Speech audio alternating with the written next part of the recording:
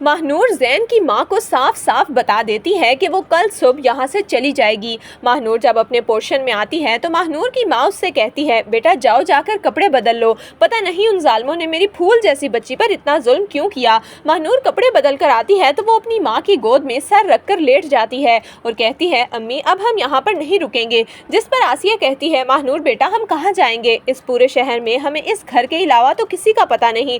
जो तुम्हारे साथ हुआ उसकी वजह से मैं बहुत डर गई हूँ। तुम्हें मदीहा साहिबा के साथ ऐसे नहीं बोलना चाहिए था। मैं उनसे माजरत कर लेती, माफ़ी मांग लेती, हम उनके साथ यही इसी घर में रहते। जिस पर महानूर कहती है, अम्मी नहीं, अब हम यहाँ पर नहीं रुकेंगे। ज़ैन ने हम पर बहुत एहसान किए हैं और जिस शख्स ने मेरी हर जगह मदद की हो मैं उसे किसी मुश्किल में नहीं डाल सकती, इसीलिए अब हमें यहाँ से जाना होगा। थोड़ी देर के बाद दरवाजे पर नॉक होता है तो महानूर दरवाज़ा खोलती है तो सामने ज़ैन खड़ा दिखता है। ज़ैन अंदर आता है और महानूर को कहता है, महानूर मुझे समझ नहीं आ रही कि ये सब कुछ आखिर हुआ क्या है। जब से आप घर आई हैं मैं तब से ही बहुत ज़्यादा बेचैन हूँ। आप मुझे क्यों नहीं बता रही कि यह सब कुछ किसने किया है। मैं जानता हूँ कि आप उस शख्स को जानती हैं। आपने पुलिस ऑफिसर के सामने भी झूठ बोला है। आप मुझे सच सच बताएं। मैं आपसे वादा करता हूँ कि मैं आपको इंसाफ ज़रूर दिलवाऊंगा। आपको शायद यही लग रहा है ना कि मॉम का रवैया आपके साथ ठीक नहीं, तो मैं भी आपका साथ नहीं दूंगा। ऐसा हरगिज़ नहीं है महानूर, मैं हमेशा आपके साथ खड़ा हूँ। मुझे बताएं कि ये सब कुछ किसने किया है। जिस पर महानूर कहती है, ज़ैन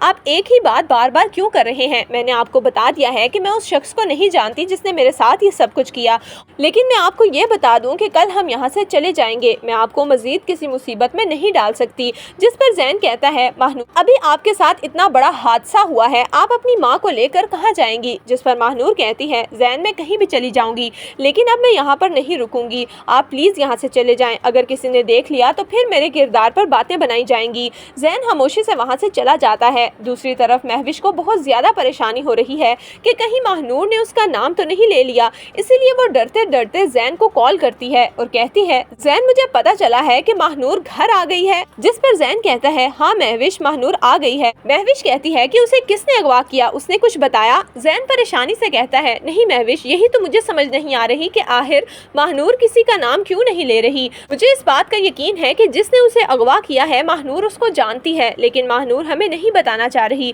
ये सुनकर महविश की तो सांस में सांस आती है। वो फोन बंद करके सीधा दानिश के पास जाती है और कहती है, दानिश महानूर ने अभी तक हम दोनों में से किसी का नाम नहीं लिया। मुझे ये समझ नहीं आ रही कि आखिर वो लड़की हमारा नाम क्यों नहीं ले रही। जिस पर दानिश कहता है, महविश शुक्र करो कि अगर उसने नाम ले लिया होता तो आज हम दोनों यहाँ पर बैठे ना होते, सलाहों के पीछे होते। तो दोस्तों आपके ख्याल में क्या ज़ैन महानूर और उसकी माँ को इतनी आसानी से अपने घर से जाने देगा? आपकी इस बारे में क्या राय है, हमें कमेंट्स में ज़रूर दीजिएगा।